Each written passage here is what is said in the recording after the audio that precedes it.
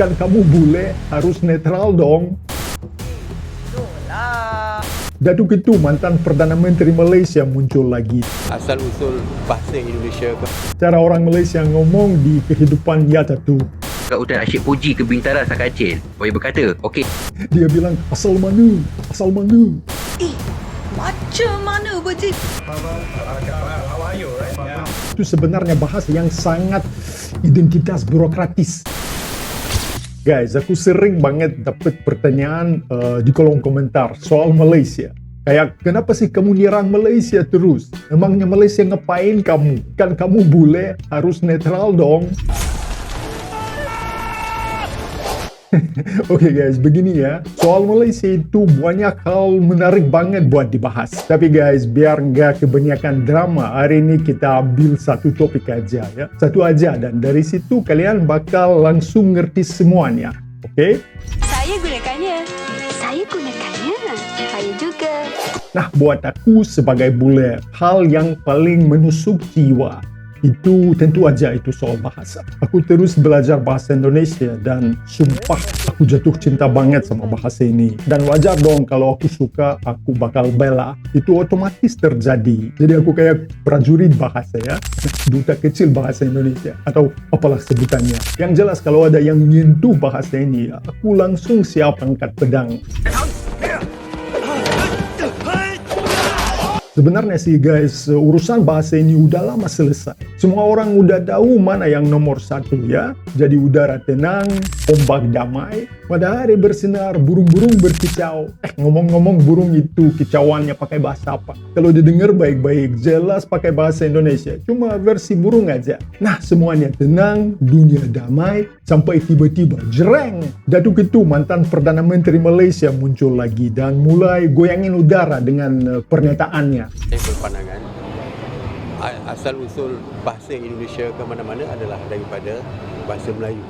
Videonya udah ada di channel ini, judulnya apa? Malaysia ribut lagi soal bahasa. Ya, jadi kalau ada yang belum nonton, silakan cek dan jangan lupa tulis komentar di kolom komentar karena pendapat kalian guys tentu aja selalu menarik dan penting banget. Oke guys, jadi hari ini kita nggak akan bahas sisi ilmiahnya terlalu dalam ya. Itu udah dibahas ribuan kali. Singkatnya guys, penutur bahasa Indonesia itu udah hampir 10 kali lebih banyak dari yang pakai bahasa Melayu. Aset kosakata bahasa Indonesia jauh lebih banyak daripada kosakata bahasa Melayu. Terus guys, bahasa Indonesia sebagai bahasa nasional pun itu diperkaya oleh 718 bahasa daerah, sedangkan bahasa Melayu didukung oleh berapa? 137 ya, 137 varian bahasa. Jadi dibandingkan itu sangat berbeda. Dan yang menurut aku paling penting secara semantik atau makna bahasa, bahasa Indonesia memiliki tingkat keterpahaman lebih tinggi daripada bahasa Melayu. Artinya penutur bahasa Melayu mereka lebih mudah memahami bahasa Indonesia dibandingkan penutur bahasa Indonesia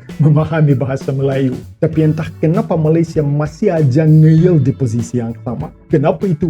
Jadi hari ini guys, aku mau jelasin dengan cara paling sederhana. Nah, lewat contoh turis. Biar semua langsung kebayang gimana sih mekanisme di dunia nyata. Siap guys? Yuk kita mulai. Oke guys, coba deh bayangin apa yang terjadi waktu turis baru nyampe ke Indonesia. Dimanapun dia berada, di hotel, di warung, di taksi, selalu ada orang Indonesia yang siap ngasih pelajaran mini bahasa Indonesia. Dan lucunya itu orang Indonesia yang mulai duluan. Kalian guys antusias banget ngajarin bule beberapa kata. Kayak bangga gitu kalau bule bisa bicara beberapa kata ya, kayak terima kasih atau enak banget. Dan menurut aku itu keren, beneran keren. You dubbing me ya, dubbing me. Aku cinta kamu. Ya. Oke, thank you. Terima kasih. Thank you. Putih, merah. merah putih. Apa kabar? How are you, right? How are you? Selamat, congratulations. Selamat, congratulations. Okay. Terus guys, di Indonesia, bahasa Indonesia itu wajib banget dikuasai ya. Karena negara ini punya ratusan etnis, jadi gimana mereka bisa saling ngobrol kalau nggak pakai bahasa yang sama ya. Makanya orang Indonesia benar-benar ngomong pakai bahasa Indonesia. Coba bayangin deh, orang dari Papua ketemu orang dari Sumatera di Jakarta, mereka bakal komunikasi pakai apa? Ya jelas bahasa Indonesia dong. Lalu kadang memang ada orang Indonesia yang punya logat daerah yang kuat. Misalnya yang aslinya orang Jawa, atau Bali, atau daerah lain. Buat telinga bule, logat kayak gitu kadang terdengar aneh guys. Atau susah dimengerti. Tapi yang luar biasa, kalau ngobrol sama bule, biasanya orang Indonesia otomatis menyesuaikan cara ngomongnya. Orang Indonesia berusaha ngomong lebih pelan, lebih jelas, supaya bule bisa ngerti. Kayak orang tua ngomong sama anaknya ya. Bukan karena ngeremehin, tapi karena mereka pengen si anak paham ya. Dan itu guys sesuatu yang luar biasa dari orang Indonesia. Ramah, sabar, dan pengertian. Dan satu hal lagi guys, orang Indonesia ngedukung banget kalau bule berusaha ngomong bahasa Indonesia. Kalian orang Indonesia bantu, kasih semangat. Misalnya nih kalau bule bilang sesuatu seperti, "Selamat sore, nama saya Steve. Siapa nama kamu?" Atau "Berapa harganya?" Pasti langsung direspons dengan senyum, dijawab baik-baik, bahkan dipuji. Wah, kamu bisa bahasa Indonesia, hebat banget. Dan interaksi kayak gitu tuh langsung bikin suasana hangat. Nah, dari situ guys, biasanya bule punya motivasi besar banget buat belajar bahasa. Kayak, wow, keren aku bisa ngomong bahasa Indonesia. Jadi jelas turis jatuh cinta sama bahasa Indonesia, sama orang Indonesia. Dan semuanya indah banget. Sampai akhirnya guys, bule ini dengan semua semangat baru ini, sampai dia mendarat di Malaysia. Dan disitulah cerita sebenarnya dimulai. Nah guys, bayangin turis yang tadi seneng di Indonesia, dia akhirnya sampai di Malaysia. Jadi dia duduk di taksi, ngeliat di luar jendela, papan nama lewat satu-satu. Ada banyak kata yang dia udah tahu, kayak jalan, pasar, taman. Jadi semuanya kelihatan familiar untuk dia. Terus dia mikir, oh ini sama aja kayak Indonesia dong, aku aman nih. Ya, mirip di tulisan, tapi tunggu dulu.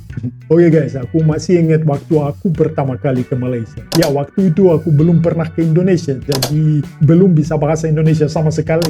Ngobrol pakai bahasa Inggris saja. Tapi begitu aku udah belajar sedikit bahasa Indonesia dan balik ke Malaysia. Nah, di situ mulai seru banget. Jadi aku tiba ke Kuala Lumpur, naik taksi ke hotel. Pertama-tama aku sapa sopir. Aku bilang sesuatu kayak, "Selamat siang, apa kabar?" Dia jawab sesuatu, aku sebenarnya udah lupa apa. Tapi yang penting aku salut banget, karena dia nggak langsung pindah ke bahasa Inggris. Dia tetap jawab pakai bahasa Melayu dengan aku. Dan guys, tiba-tiba dia nanya sesuatu yang aku ingat seumur hidup.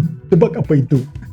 Dia bilang, "Asal mana? Asal mana?" Tentu sekarang aku udah ngerti maksudnya, ya asal dari mana. Tapi waktu itu aku denger kayak, "Salmana, Salmana, Salmana." Oh guys, aku langsung mikir, apaan tuh? Kayak nama penyakit itu ya, Salmonella. It's a type of bacteria. It's common in the environment and it can be on different types of food. Jadi aku bengong, gak ngerti apa-apa. Dan akhirnya kita ganti ngomong pakai bahasa Inggris. Nah guys, kira-kira begitulah ceritanya.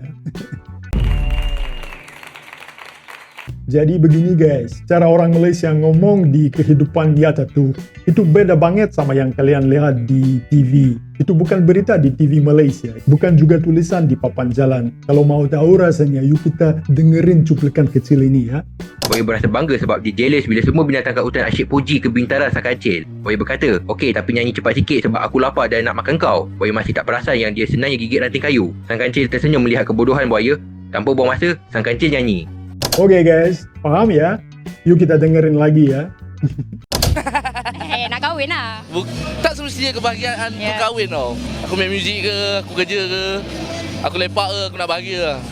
Kita tak bahagia tak boleh nak hidup lah. Aku rasa lah. Betul. Gimana guys? Ada yang paham? Jadi buat orang Indonesia aja itu udah susah banget dimengerti. Apalagi buat bule. Oke, coba denger lagi dikit deh. No lah. abang. Ya berdiri. Apa berdiri? Boleh. Siaka nak. Tak apa nak.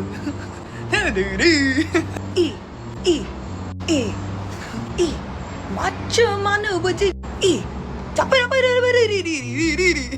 Lucu kan? Oke guys, kalau dibandingin sama bentuk tulisannya itu kayak dua bahasa yang beda total. Ya, tulisannya rapi dan lembut, tapi pas diucapin, wah kedengarannya sangat beda. Oke guys, satu lagi.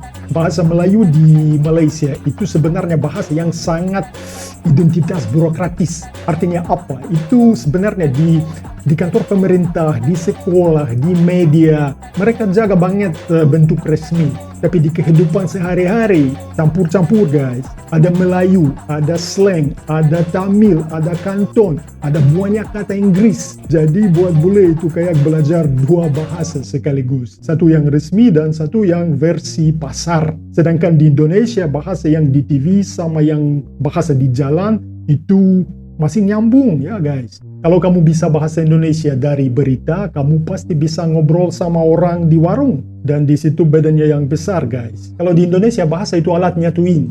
Di Malaysia bahasa itu sering jadi pembeda. Oke guys, hari ini kita udah jalan-jalan jauh ya. Oh ya, mengenai pernyataan Datuk Malaysia itu. Bahasa itu bukan cuma aturan di buku. Bahasa itu hidup di mulut dan di hati orang-orangnya. Kalau mereka aja susah nyaman pakai bahasa mereka, ya siapa yang mau ikut? Jadi gimana guys? Datuk itu mau mulai dari mana? Karena tanpa nyelesain hal-hal itu, bahasa mereka susah diakui siapapun. Bahkan di rumah sendiri. Oke guys, lucu sih.